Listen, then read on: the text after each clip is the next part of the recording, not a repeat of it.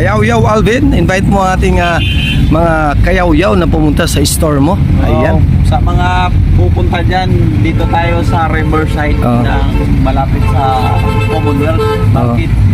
Dito lang tayo matagpuan sa Riverside mismo ng overpass.